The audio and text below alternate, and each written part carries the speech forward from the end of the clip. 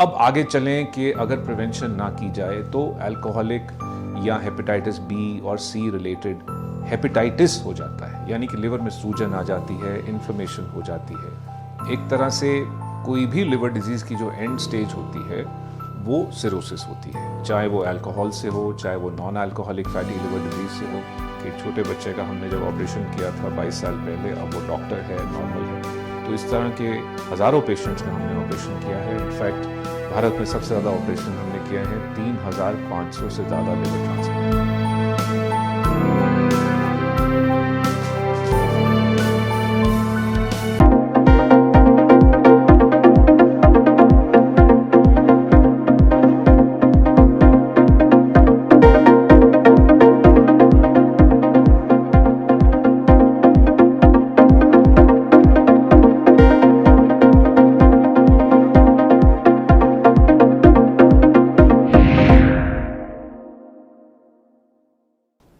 Hello everyone, I am Arvinder Singh Soin, Chairman and Chief Surgeon at Medanta Liver Transplant Institute in Gurgaon, Delhi NCR.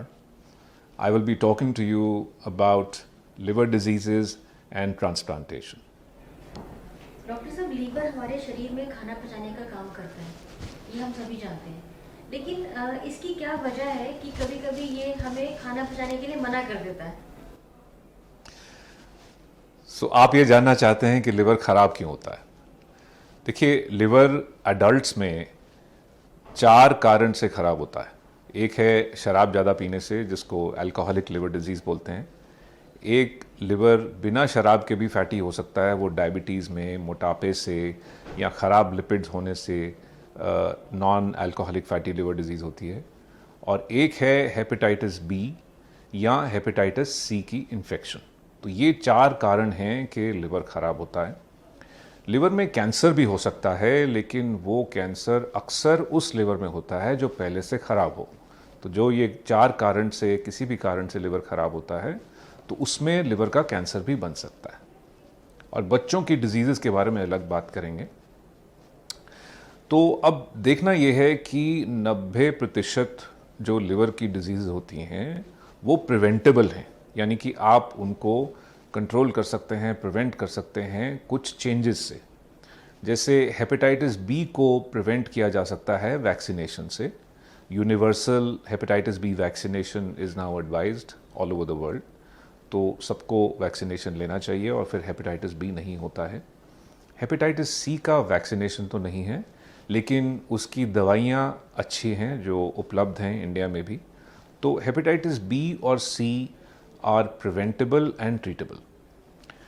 एक चीज़ और है समझने वाली कि हेपेटाइटिस बी और हेपेटाइटिस सी ब्लड या बॉडी सिक्रीशन से फैलता है।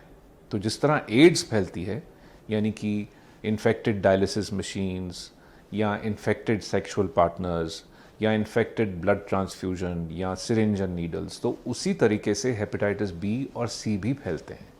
तो उनका प्रोटेक्शन वही है कि ब्लड बैंक्स में ब्लड की मॉनिटरिंग होनी चाहिए, सिरिंज और नीडल्स डिस्पोजेबल होने चाहिए। सो जो भी प्रिवेंटिव मेजर्स एड्स के होते हैं वो ही हेपेटाइटिस बी और सी के होते हैं। तो इन डिजीज़ेस को प्रिवेंट करना ज़रूरी है, लेकिन इन तीनों में जैसे मैंने बताया केवल हेपेटाइटिस बी का ही वैक्सीनेशन उपलब्ध है। अब आई बात अल्कोहलिक लिवर डिजीज़ की। अब अल्कोहलिक लिवर डिजीज़ को प्रिवेंट करने के लिए अल्कोहल का सेवन ज़्यादा नहीं करना चाहिए। कितना अल्कोहल ज़्यादा अल्कोहल है?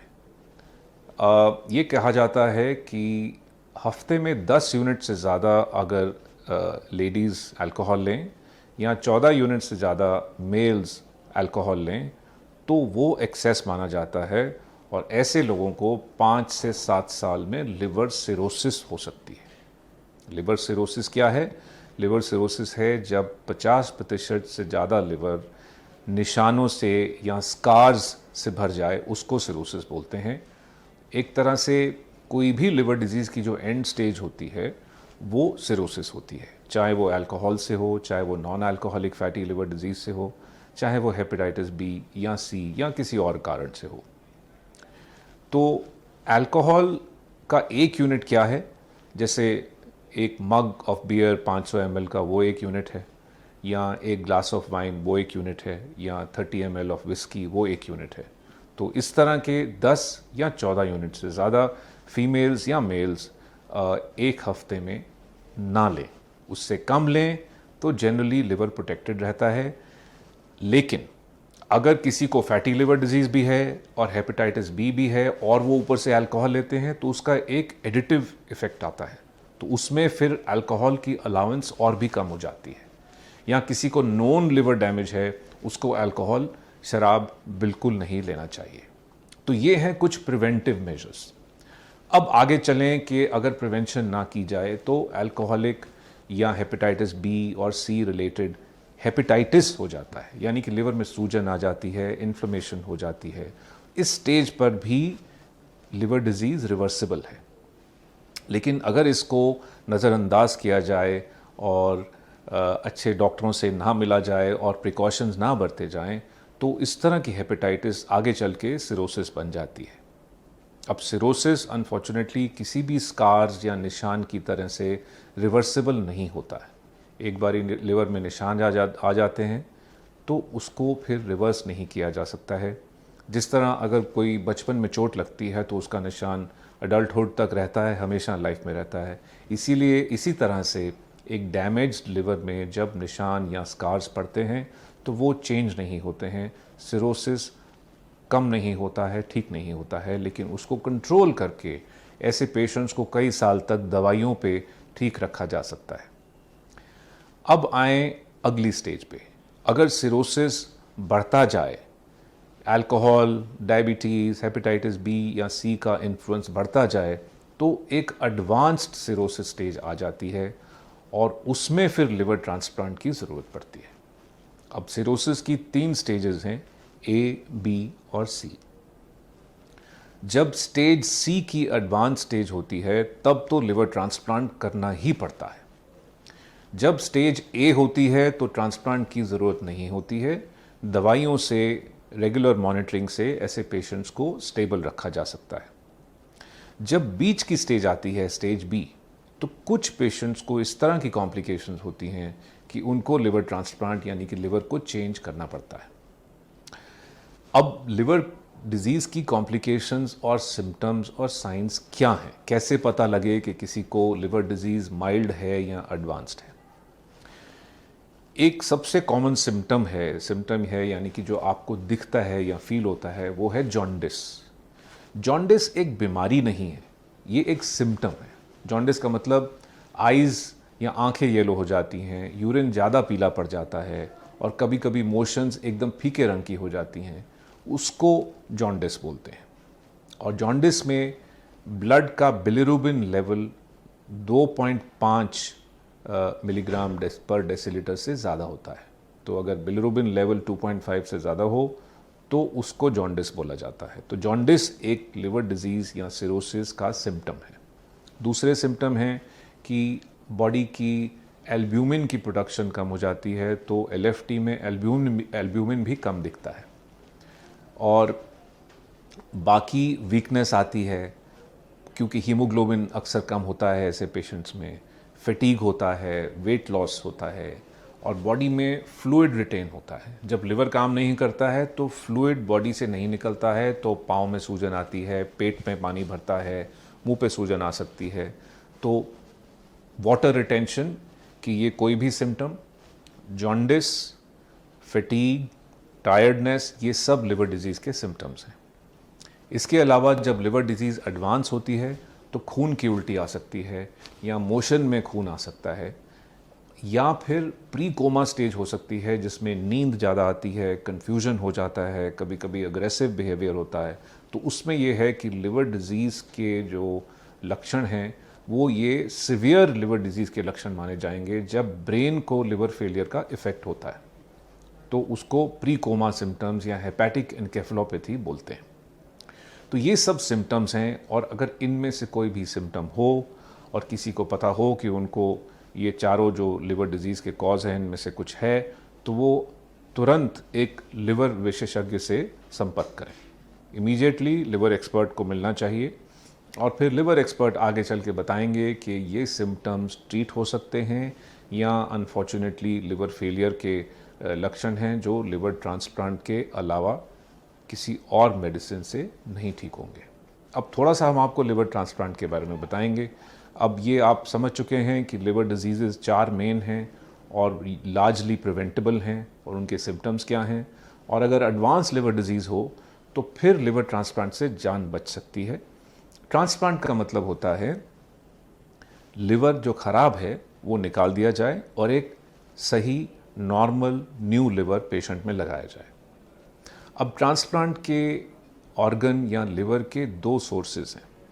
एक है कैडेवरिक ट्रांसप्लांट, जिसमें दिमाग से मृत लोग जो आईसीयू में होते हैं, न्यूरो आईसीयू में होते हैं, जब वो ब्रेन डेड हो जाते हैं तो उनकी फैमिलीज़ अगर उनके ऑर्गन्स डोनेट करने के लिए मान जाती हैं तो उनके लिवर, किडनी, हार्ट, लंग आदि ट्रांसप्लांट के लिए ऑर्गन फेलियर पेशेंट्स के लिए यूज़ किए जाते हैं। तो उसको बोलते हैं कैडेवरिक ट्रांसप्लांटेशन या डिसीज्ड डोनर ट्रांसप्लांटेशन। तो ऐसे ऑर्गन्स जो वेटिंग लिस्ट वाले पेशेंट्स होते हैं उनको मिलते हैं। तो जब हमारे पास लिवर फेलियर में कोई आता है तो हम अगर उनको इस तरह का ट्रांसप्लांट कराना है तो उनको एक वेटिंग लिस्ट में डालते हैं जो कि नेशनल वेटिंग लिस्ट है, और उसमें नंबर के हिसाब से और डिजीज़ सेवेरिटी के हिसाब से उनको ऑर्गन्स मिलते हैं। अनफॉर्चुनेटली इंडिया में इस तरह की डोनेशंस कम होती हैं, लीगल हैं, ऑपरेशंस किए जाते हैं, लेकिन काफ़ी नहीं होते हैं।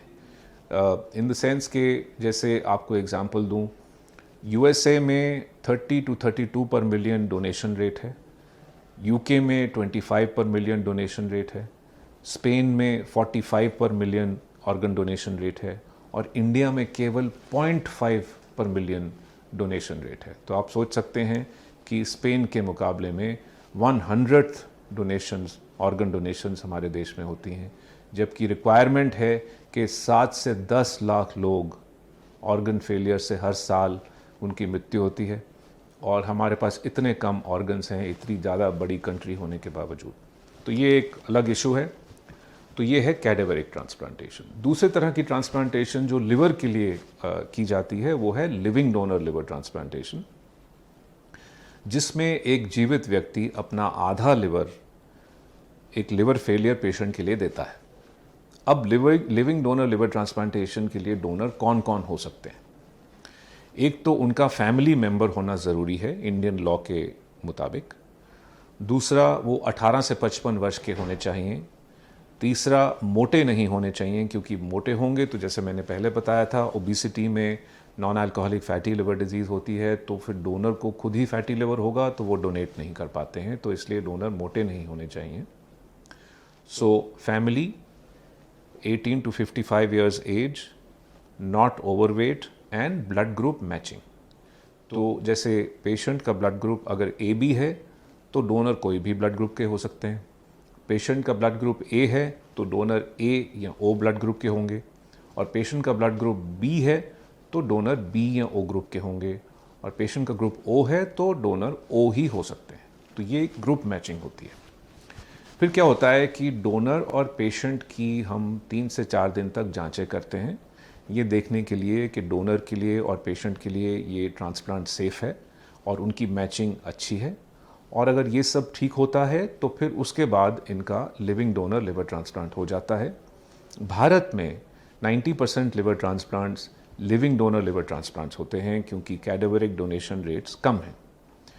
हमने ही सबसे पहले living donor liver transplantation Bharat में शुरू किया था करीब 22 साल पहले, और जो पहला बच्चा हमने ऑपरेट किया था उस वक़्त वो 19 महीने का था, और आज वो 24 साल का लड़का है, वो डॉक्टर बन चुका है।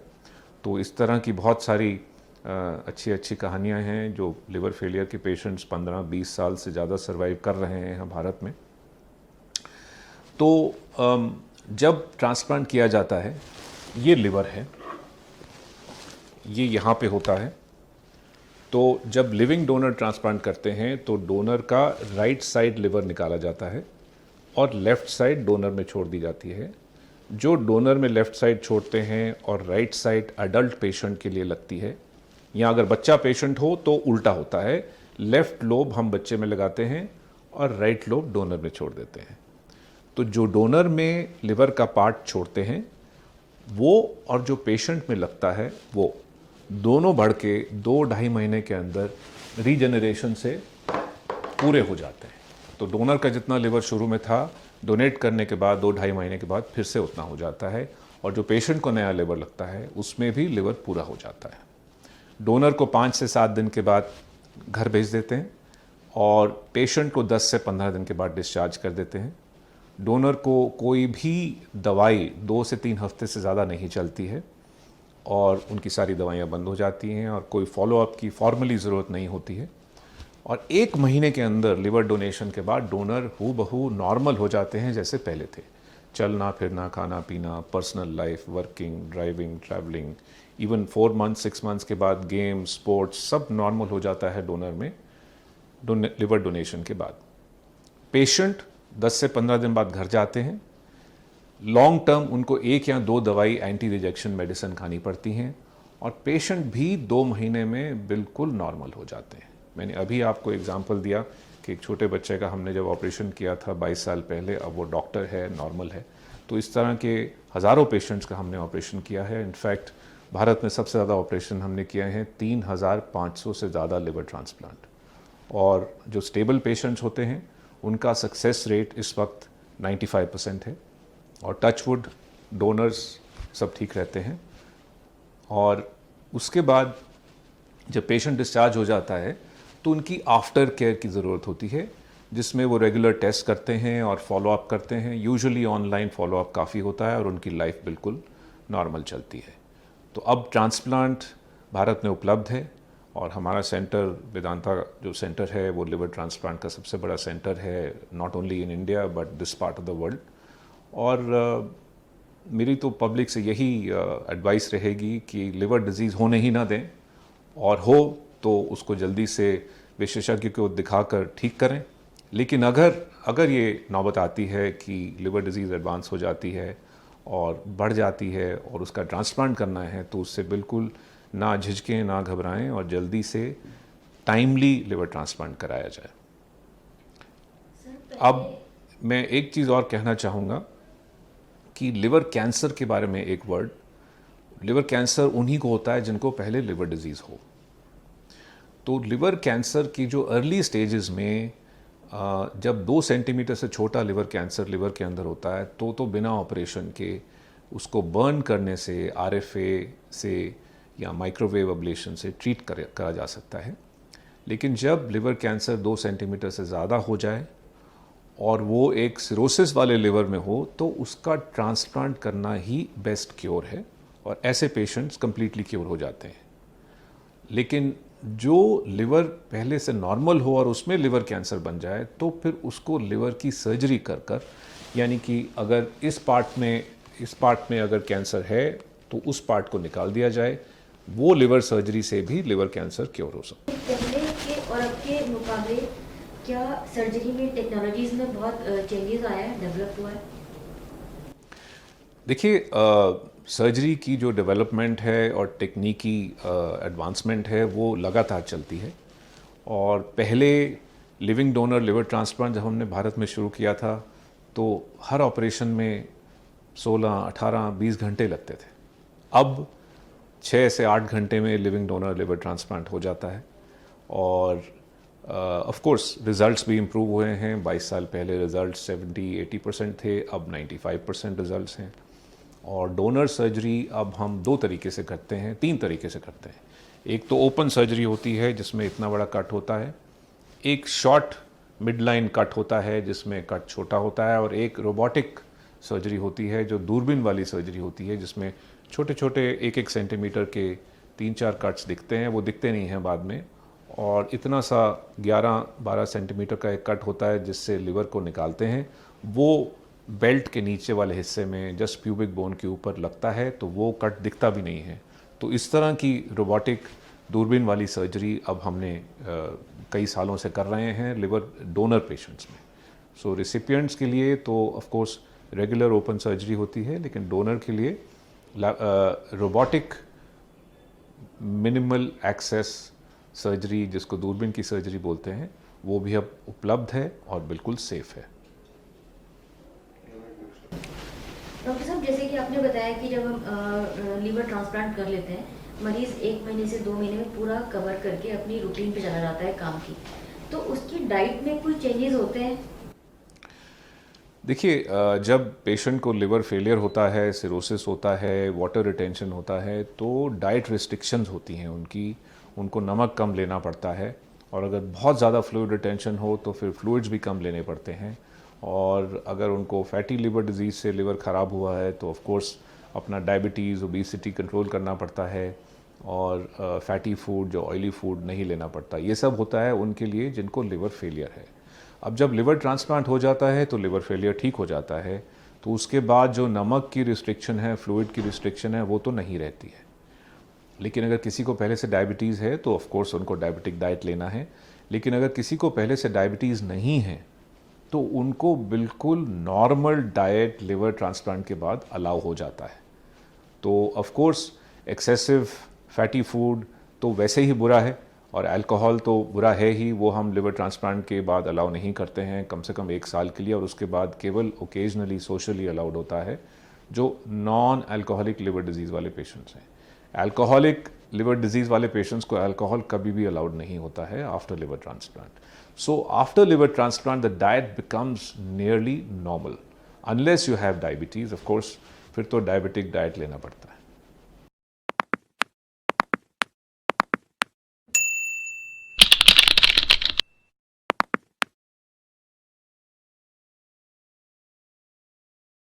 सेहत से जुड़ी और अधिक जानकारी के लिए हमसे जुड़े रहें। हमें लाइक करना, सब्सक्राइब करना, शेयर करना और कमेंट करना ना भूलें।